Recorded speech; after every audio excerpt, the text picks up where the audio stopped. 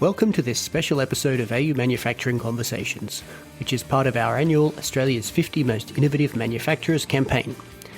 This time around, the 50 Most Innovative has been made possible through the support of these wonderful sponsors: Australia Wide Engineering Recruitment, TXM Lean Solutions, the Industry Capability Network, Bonfiglioli Australia, the Advanced Manufacturing Growth Centre, and the SmartCrete CRC. If you're interested in nominating, please see a link in the episode details. It's completely free to be a part of this campaign and always will be, and we'll be celebrating the announcement of the 50 Most Innovative list and the award winners at a special breakfast event on May 7 at Crown Melbourne during Australian Manufacturing Week. Now on with the show.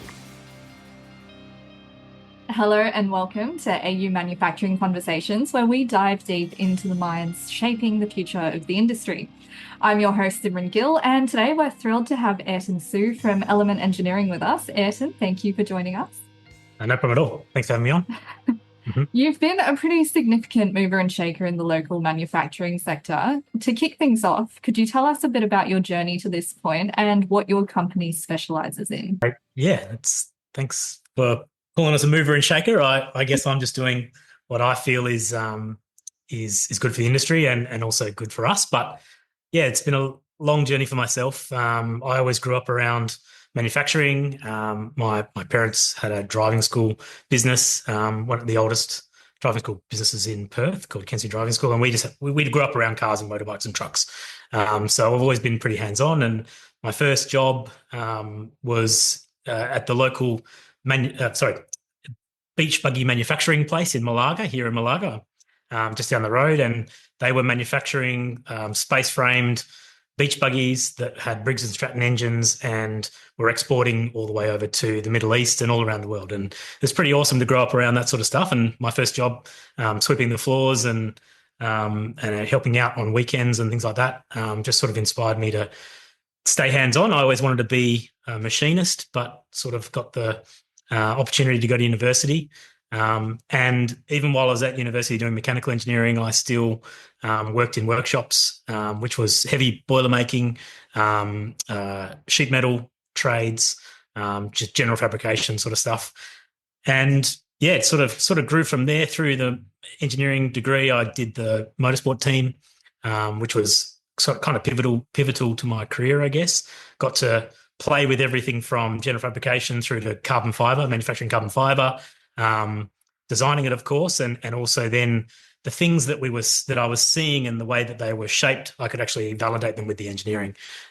So we won at University of Western Australia, won the Formula Student or Formula SAE World Championship in 2008, and I was part of that team. And we got, everyone got interesting job offers from different places. I sort of left university around 2009 and then jumped basically directly into the local manufacturing industry here in Perth, utilising the skills that I'd sort of built up over those years, and basically utilising the engineering skills also with the fabrication skills, working for a large haul-pack truck tray manufacturing company. Also sort of worked with data loggers, the data logging systems that we'd worked with in the motorsport team, and we were using them on the truck trays. And also going back a step as well, I did my thesis on the design and manufacture of haul-pack truck tyres, so heavy industry truck tyres, which is a complete art of its own. And got the opportunity to work up in China, between Australia and China, and see the massive manufacturing that was happening up there. So the data loggers were being used to find the forces on these different structures, whether or not it's a tyre and the heat generated or a truck tray and its vibrations. We got the opportunity to work with other companies where we're doing the same. And yeah, the business kind of just grew out of that, where we basically were doing quite high-end design, real first principle stuff. So going back to basics, what are the actual loads coming in, doing it in a different way using data that was coming from these data loggers, and then optimizing the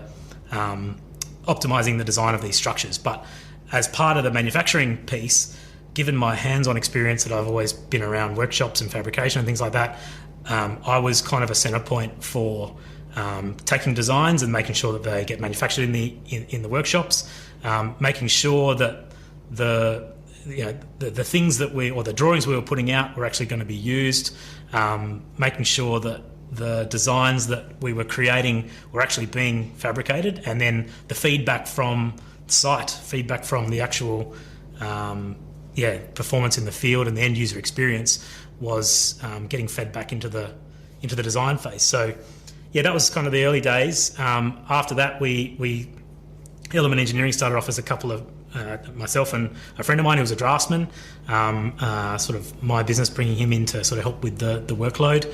And then we picked up a number of different contracts with different companies all around the world. And the electronics side of it has always been a passion of mine, especially through the data logging and data analytics. And that's where we got into sort of electronics. Electronics has always been a hobby, but it turned into a bit of a profession.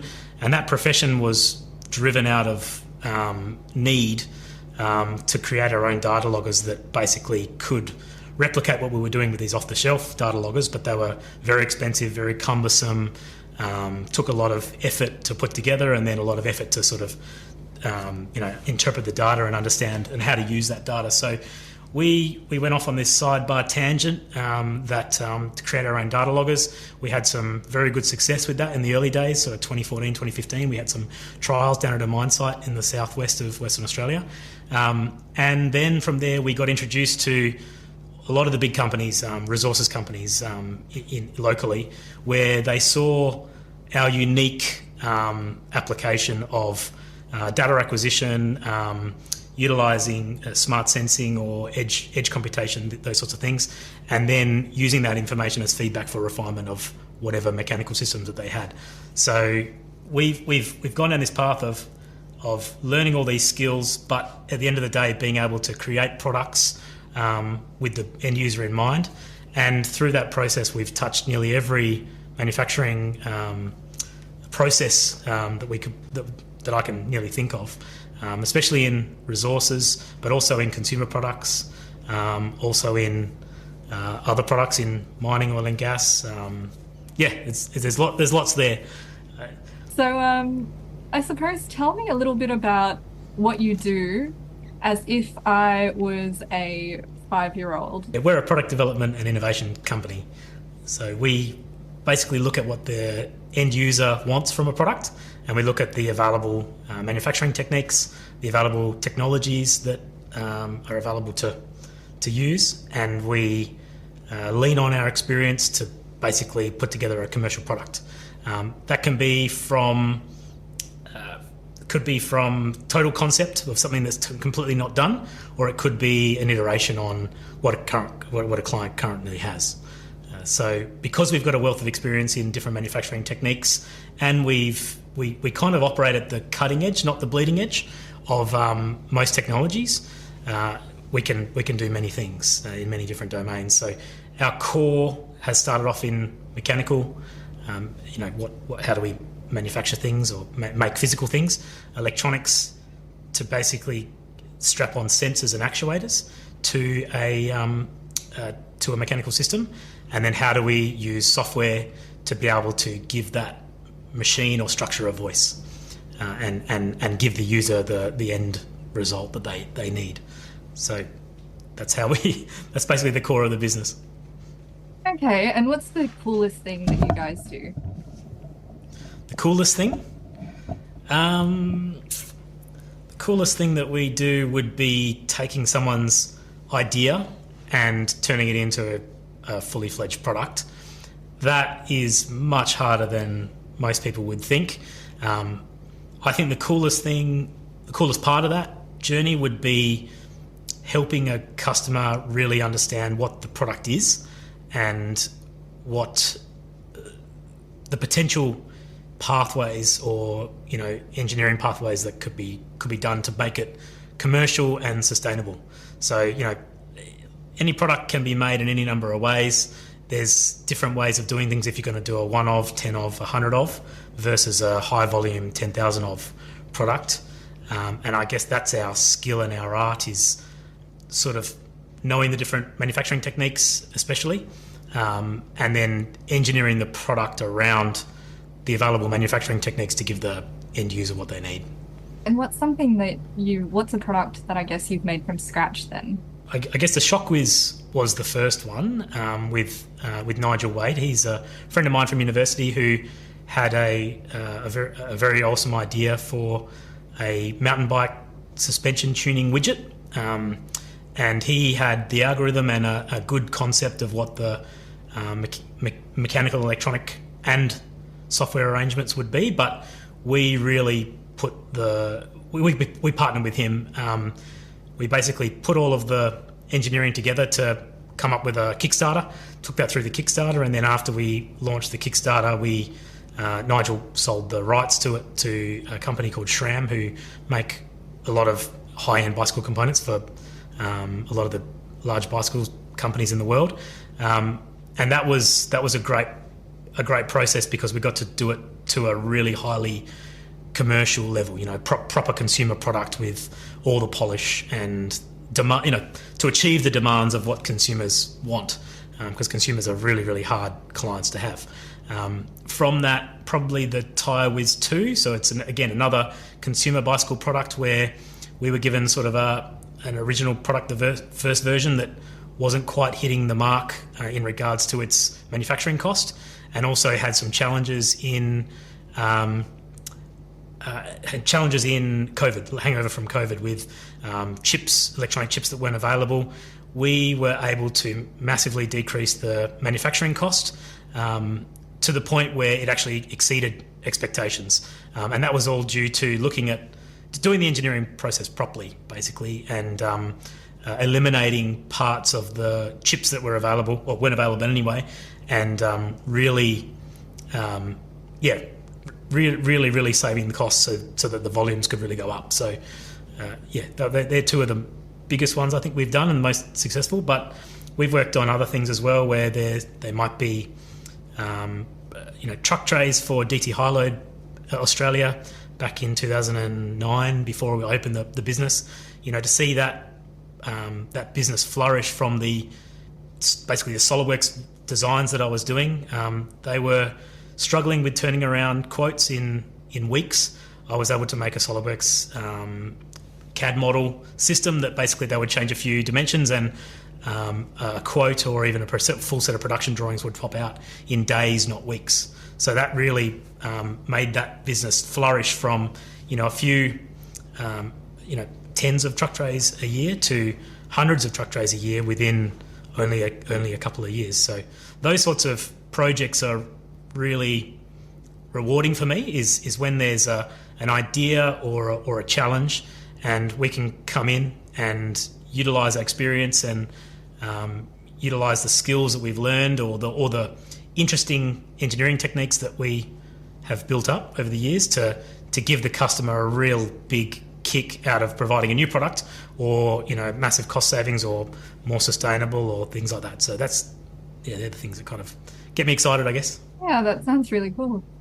So obviously along your journey, could you tell us a bit about a couple of pivotal moments that really shaped your career? Like what made you get into manufacturing in particular? The first one really would have to be leading up to COVID, I guess.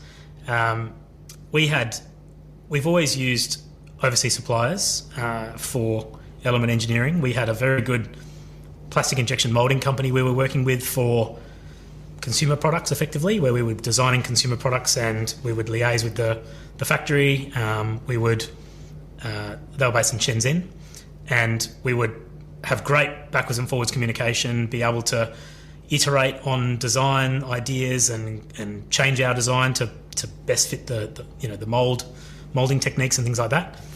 That process started to slow down around 2018. I don't know whether or not it was because of local demands, but in 2020 with COVID, the communication was almost non-existent, and we struggled to keep up with the demands from our own customers. We were doing all of our prototyping and low volume production, so the initial batches of prototypes that we would put out to market was all being done overseas, and that became harder and harder and harder, and we felt we were letting down our own customers. So between 2018 and 2020 we really started to look into our own manufacturing in-house, first of all, to supplement or to replace what we were sending overseas, and secondly, to do it better as an engineering company. So we really wanted to understand those processes rather than just being the engineer that sends the drawings and then liaises with the manufacturer. We actually wanted to understand what the manufacturer was going through and how we could be better engineers, basically. I've always been the engineer that does the designs and then liaises with these factories. I've done it in China, mainland China, Shenzhen, Taiwan, and the US. And the highly collaborative and conversational nature is really inspiring. It's really, really awesome. So I really wanted to bring that back to Australia effectively, because I've really unfortunately not had that experience here in Australia. Nowhere near what I've seen overseas, especially in the US, Taiwan, and China. So, yeah, that was a big one. I think there are other ones as well. Working in America in consumer and industrial type pressure sensors with a company over there. That was sort of from 2012 through 2014. Just being able to go to Kansas City, and then you drive 45 minutes out of Kansas City and you go to a big barn in the middle of a cornfield and you walk into it, and it's the most amazing, highly technological, contract manufacturing, electronics contract manufacturing place that I've ever seen. Again, was inspiring to me because, if they can do it in Kansas City, why can't we do it here in little old Perth?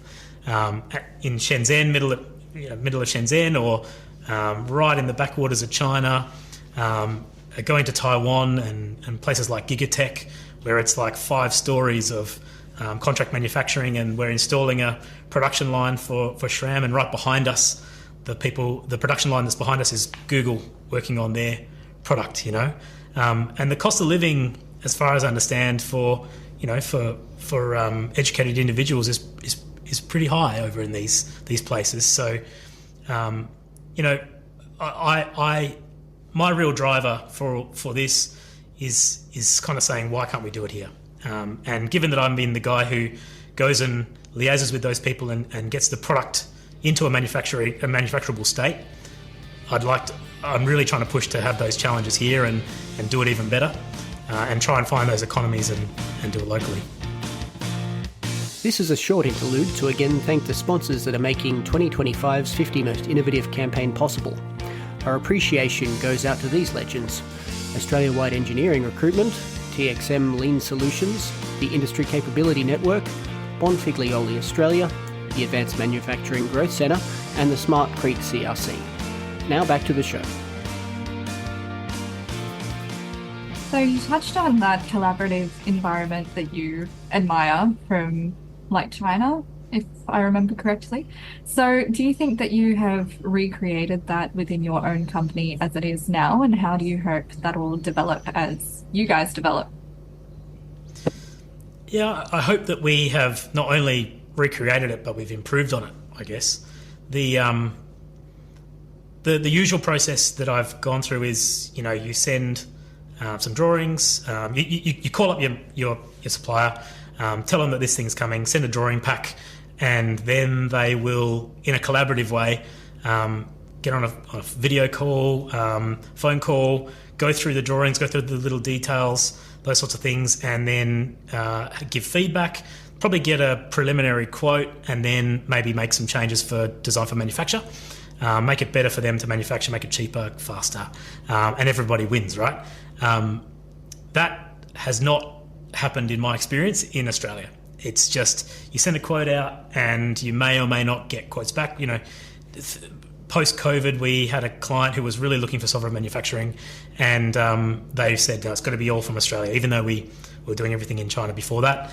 And they sort of said, let's get quotes from all of the best places we can in Australia. We sent out for 13 sets of quotes to reputable companies, a lot of them here in Perth, and quite a few reputable companies in over east. We only got 3 quotes back. And not one of them had any initiative or opportunity to to basically have that collaborative conversation where we jump on the phone and say, hey, look, we're just trying to see if this is in your wheelhouse. Let us know if there's anything that sticks out to you. Let's work on this together, and let's really, because we want to kind of partner with you for the production. So in our own business, we're really trying to replicate that, but even earlier on in the design process. So as the engineers are doing the work, we want them to be addressing those design for manufacture processes with the guys on the workshop floor immediately, and not getting to the point where they might have a somewhat finished design where they do some drawings, they send it off, and then they basically have that collaborative backwards and forwards at that stage. We want to try and have it really, really early on, and it also have the guys, the engineers, trained in the best manufacturing process or the best design for manufacture as early as possible. So that's the aim. It is very hard to do. It means there's a lot of internal training and cross-pollination. There's a lot of conversations that need to be had. It's highly collaborative.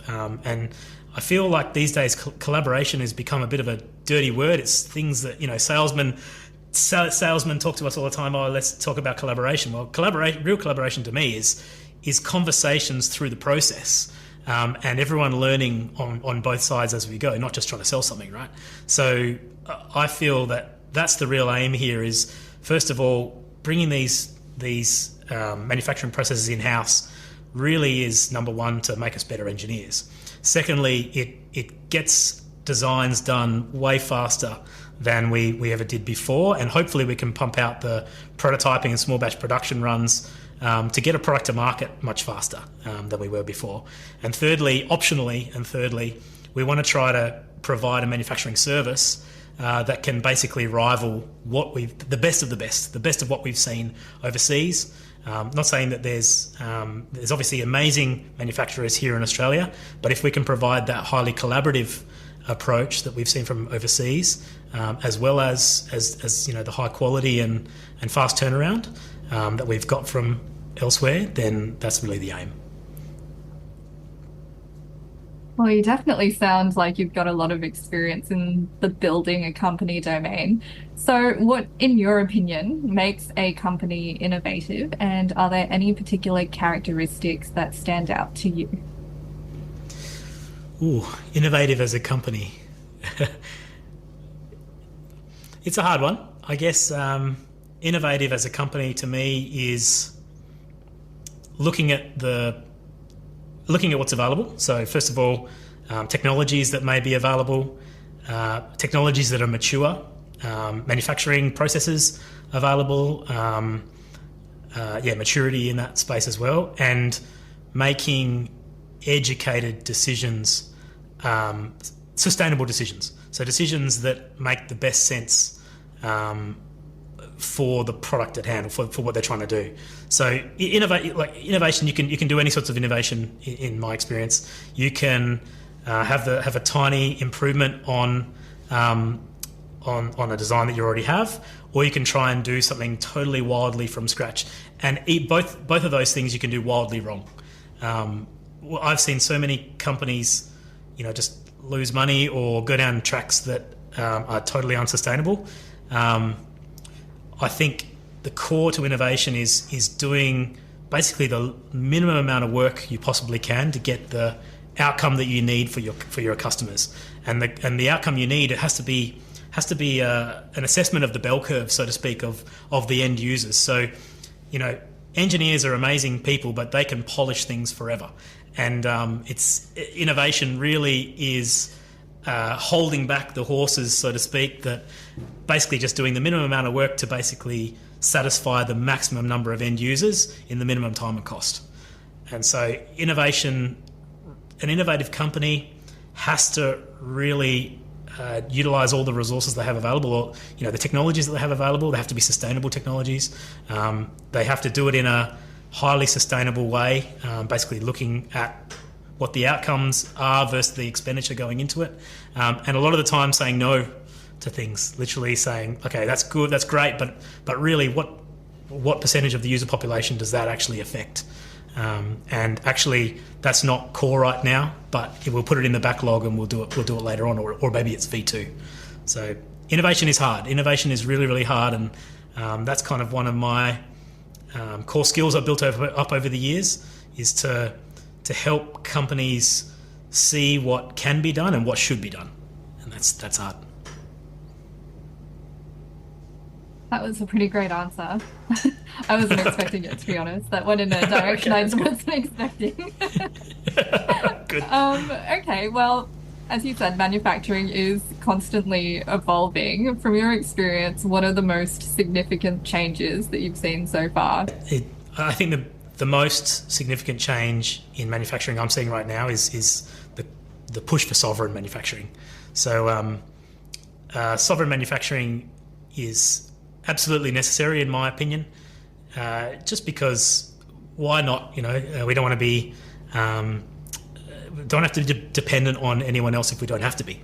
And I think it's an amazing thing, and it's a fantastic time for businesses like ours.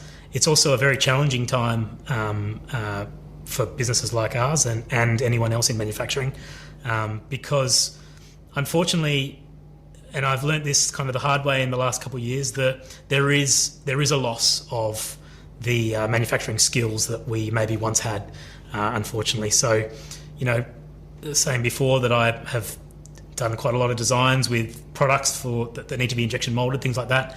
There's a very small pool of people who know that manufacturing technique, so to speak, even in Australia, not just locally in Perth. And we've got an old 1990s injection molding machine, which is in perfect condition. We bought it from a company who went out of business because they couldn't sell the business. It was an old guy, a plastic injection molding guy who did an amazing job, and he used to make products for the medical industry locally, but he couldn't sell the business because there was not the appetite there to do it. So we were lucky enough to buy one of the machines. It's in amazing condition. It's what we're using to upskill ourselves, and hopefully we'll make some actual products on it one day. But that gives me an understanding of what the condition of the industry is. Even having CNC machinists in-house, there's a challenge to finding those people and their availability. Those tradesmen in our workshop. It seems like they changed the TAFE course, so to speak, from, say, first-class machinist to fitter and turner, I guess in the 90s or early 2000s. And a lot of those people went up to the mines and worked up there rather than doing these really high-end aerospace grade CNC machining, things like that. So the pool of available employees is very limited. And so what we're up against right now is we're having to relearn a lot of the skills that have kind of gone. And it's not necessarily a bad thing. Obviously, it takes time and effort. And one upside is that we can kind of use the new technologies that are available. So, say plastic injection molding, there's a lot of textbooks, and there are people who are consultants who can help with that sort of stuff. Going back to first principles, not necessarily a bad thing, but there's also a bunch of simulation technologies where we can integrate that simulation, the injection mold flow simulation technologies, for instance, directly into our process and build that in from the very, very start. So that's probably the main challenge that we're seeing right now, is the lack of available skills, but it's also an opportunity to probably do it better and to do it better than we've ever done, and really assess it from first principles and go from there. The second one is the appetite. The appetite's got to be there for local manufacturing. I think cost competitiveness for locally manufactured products is getting a lot better with automation and semi-automation. So some of these pieces of equipment, manufacturing machines, those sorts of things that are available are going to allow us to be cost competitive in a highly competitive world environment. But again, it's got to be built into the process from the very start, and it takes a lot of time and effort to do that. So yeah, it's the appetite's got to be there, and from the consumer as well. I think it is there, but in a hard economy where things are tight, we have to be bang on point with our price, effectively. And it's got to be feature parity for what can be produced elsewhere. So yeah, it's tough out there, but I think it has to be done, and our society, our industry and our society will be much better for it if we keep going down that path. And I know there's lots of people like myself who are pretty damn passionate about doing it right and doing it for our kids effectively, because there's nothing worse than, in my own brain, thinking about the only thing that we do here in Perth, Western Australia, is pulling dirt and oil out of the ground. We can make that dirt go 10x if we turn it into steel, and if we turn that into some high-end aerospace grade, medical grade CNC machined thing, that goes 100x or 1000x. So, and I've been the engineer that has taken those things to production lines around the world. So why can't we do it here with semi-automation and things like that? Wow, that was a fascinating conversation with Ayrton Sue, the innovative mind behind Element Engineering. Unfortunately, it looks like that's all the time we have for today. But stay tuned, there's plenty more insightful content from my chat with Ayrton coming your way very soon. So watch this space. I want to extend a huge thank you to Ayrton for joining us today and sharing his valuable experiences and knowledge. And of course, thanks to you all for tuning in. If you enjoyed this episode, please don't forget to like and subscribe to our channel for more exciting content. Until next time, keep innovating. You've been listening to AU Manufacturing Conversations.